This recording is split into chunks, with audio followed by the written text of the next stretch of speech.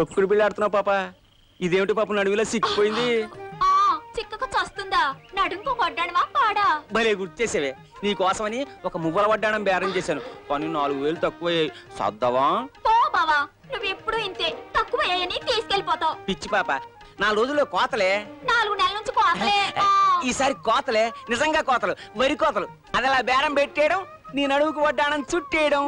బావా అయితే ఇస్తాను, కానీ నాతో తొక్కుడు బిళ్ళాడతావా? తొక్కుడు బిళ్ళ చస్తానా? ఎట్టు అంతే ఆడు. బావా పాప, బావా పాప, తొక్కుడు పిల్ల.